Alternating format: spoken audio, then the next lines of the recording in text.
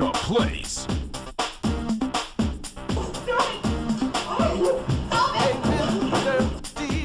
In your place.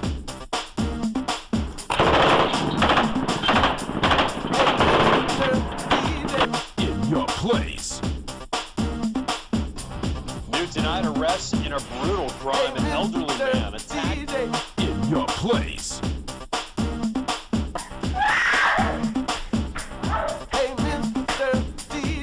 In your place.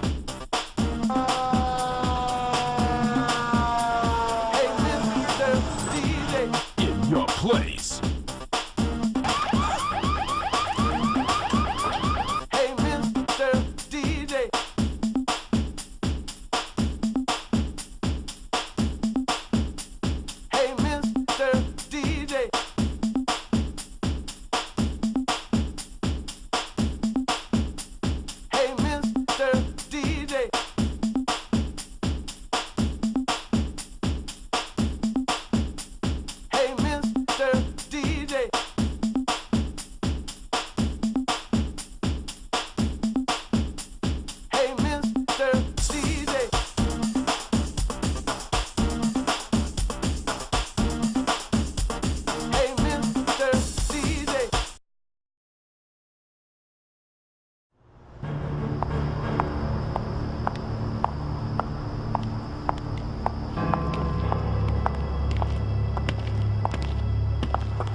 Hey girl, where are you going?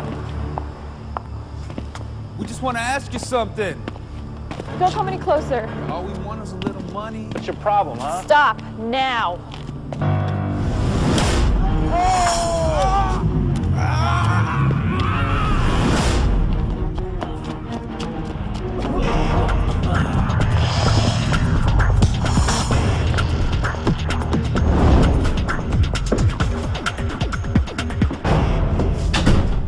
Hey, honey, is that you? Yeah? You get home okay? Yeah. I'm okay.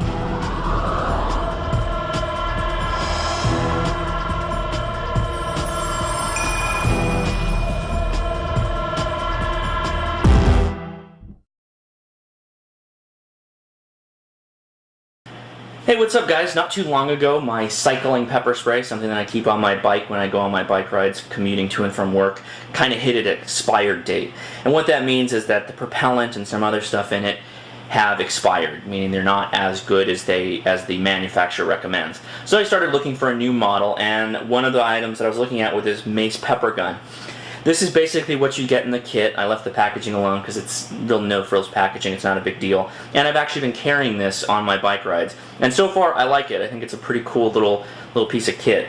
You get about 7 shots per the pepper container, which is the red OC container. And it comes with an inert spray that you can use. Kind of a cool thing is, if you've ever bought pepper spray before, it's usually one self-contained unit, and you buy the pepper unit. And then you can also buy an inert unit to practice with, and you really should do that. And it has exchangeable units, including this inert canister that comes in the kit. This is empty right now, and you kind of notice it reminds you like of an M79 grenade launcher. It has a trigger, and when you pull the trigger, this little LED light shines. Now, it's kind of, I'd say it's a novelty more than anything, because it's actually not that great. It's just one single LED bulb, and if you want to deactivate it, in case that's something that worries you, you just take a coin or something and you can screw out the battery and then you're good to go. Operation couldn't be simpler. You just take it off of safe, pull the trigger, pull the trigger. It's just a plunger, and I believe I can open the action here and show you. It's just a plunger that pushes forward when you pull the trigger. And what that does is it pushes the base of the can into the firing chamber. Like so, like that, and basically squirts out through the little nozzle opening. So what it looks like to load, and I will be using the inert canisters for this. Take the inert canister. The nozzle has a pre-set up dome that fits. So yeah, all you need to do is slide forward the release. The barrel tips up, I guess if you can call it a barrel. Slide the cartridge in, lock it into place, remain on safe. You can still operate the light when it's on safe, so that's an interesting feature.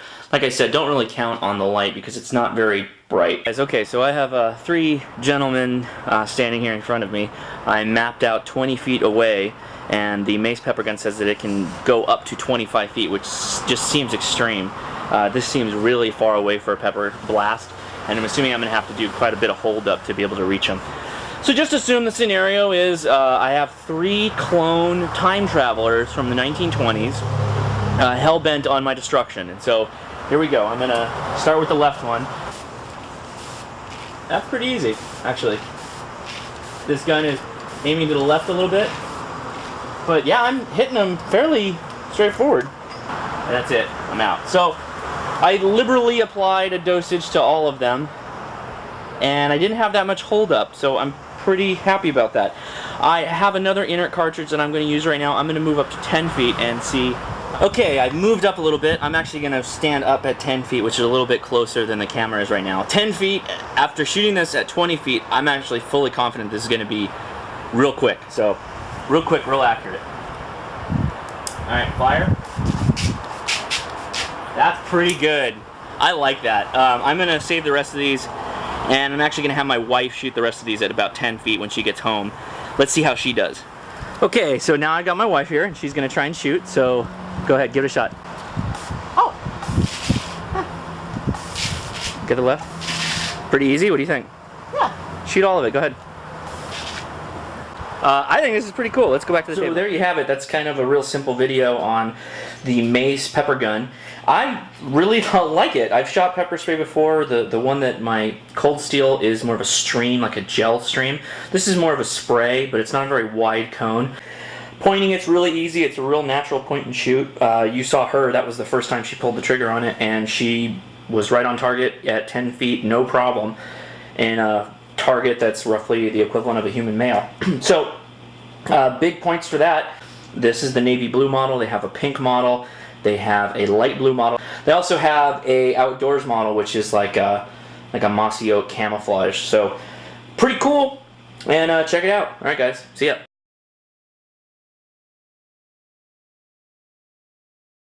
Hi, I'm Randy. I'm Michael.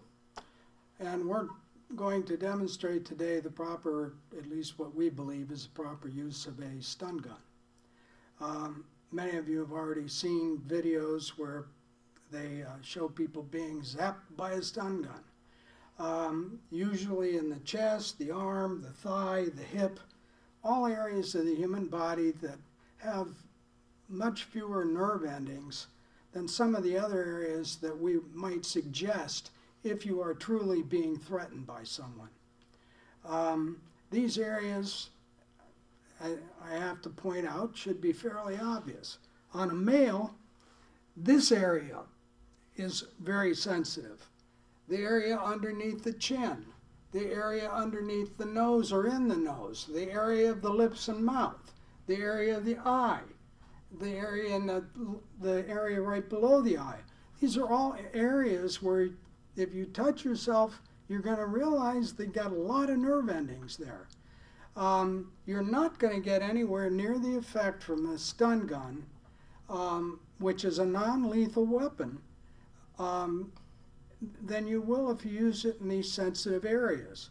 Now, I'm not going to demonstrate on Michael stunning him in a very sensitive area. But keep in mind, if you are truly being threatened, then take the force that you need and don't be afraid. In fact, if you get one of these, take it yourself and practice, not with it armed, but practice. Go to the eyes, go to the lips, go to the chin, go to the neck, go to these areas where there's some nerve endings. And obviously the crotch. These can be very effective weapons for self-defense when used aggressively in a very sensitive area. Now, this particular stun gun is called the Runt. You may have seen this before. It's capable of producing 10 million volts and 4.5 milliamps. It delivers quite a jolt when fully charged. It has all the regular safety mechanisms. It has a pull-away pin so that when that pin is out, the unit is unarmed and incapable of being used against you.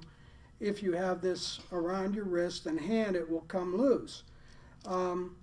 It has a safety, which you have to turn on before you use it, and a secondary button, which is what fires the weapon.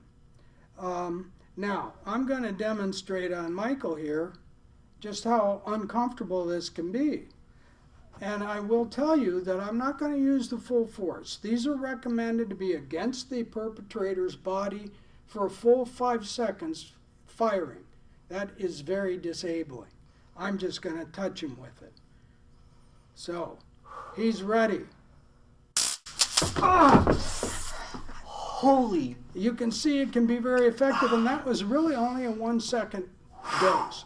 Michael does not want to come back after me. Nope. At this point in time. And imagine if I had held that against him for 5 seconds, he would be significantly out of breath right now. It's available on our website.